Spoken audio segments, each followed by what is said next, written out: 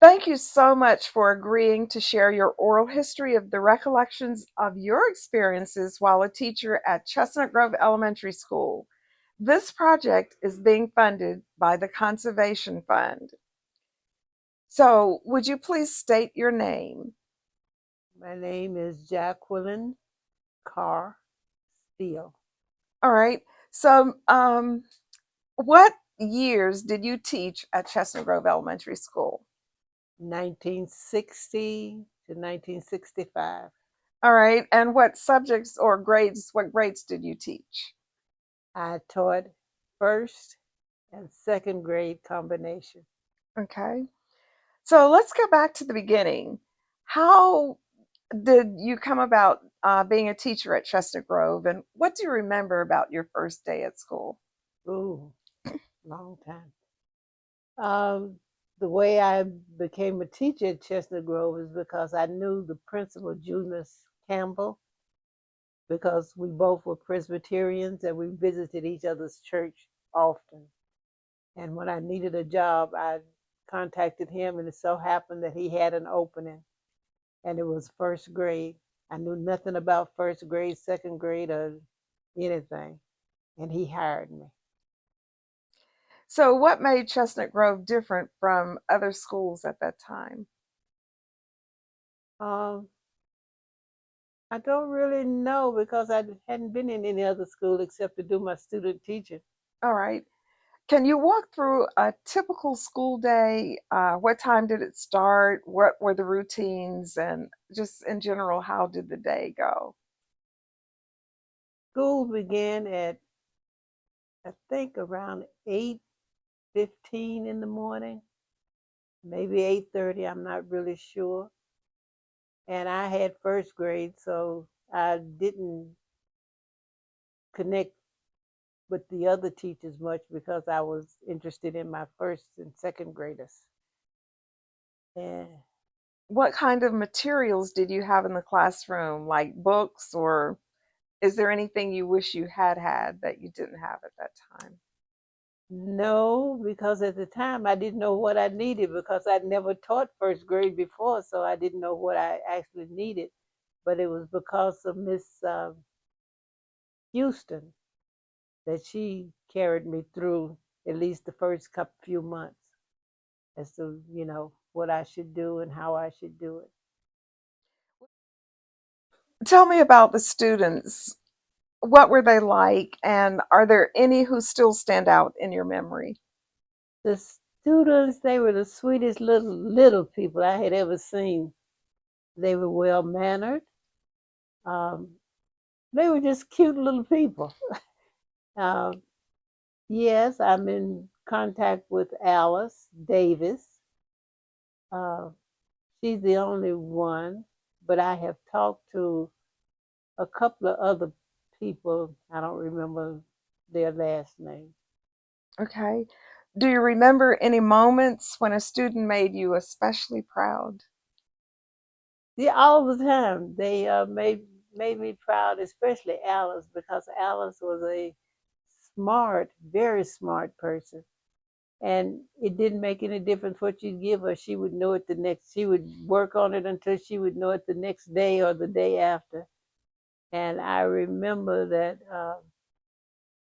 when they would have reading, I would give them the list of words, and they would learn to spell those words, and they were big words. You wouldn't think in terms of first graders knowing how to spell words. Right. So how was the school connected to the Chestnut Grove community? Uh, the school was connected in that everybody in that particular community uh, lived right around the school, and they did lots of things. Whatever they had, the parents, the students, and everybody participated in it. Can you think of any community event or program or tradition that brought the people together? Any specific program that you can think of? Yes, because when I went there, they did not have a choir, a chorus, and I developed a course with them.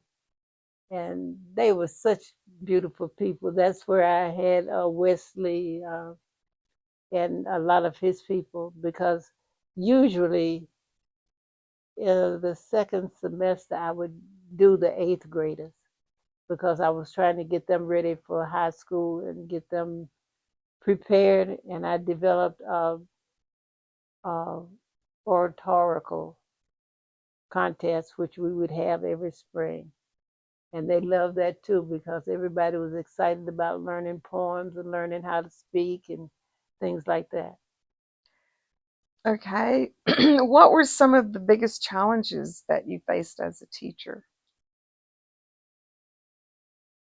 The biggest challenge was that I knew nothing about first and second grade, and I had to learn a lot, and that's where Miss Houston came in. Right. Okay.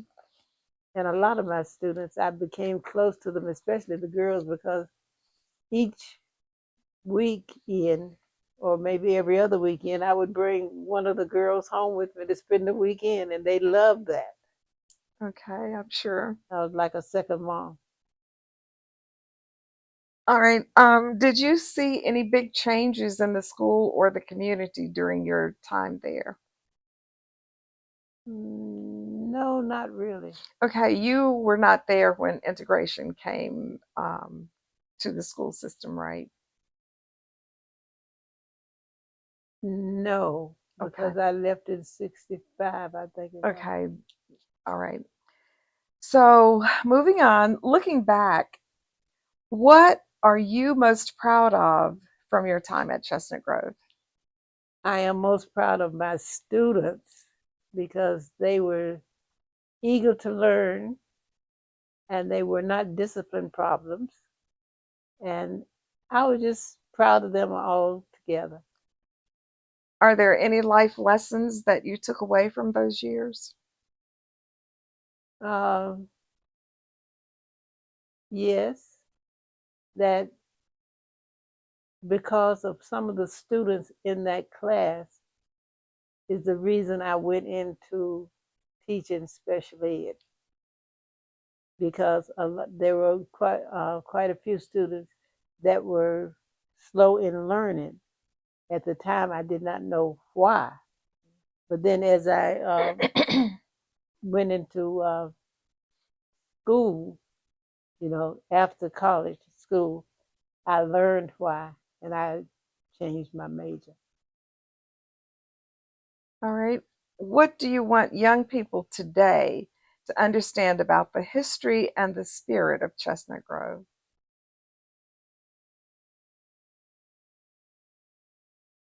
That they can make progress, their children can make progress, but the parents have to be beside the students. Okay. All right. Is there anything else that you'd like to share? Maybe a story or a message or a piece of wisdom? Hmm. Well, one thing is that once you become attached to little people, they become your children for life. Because right now I'm still in contact with a lot of them.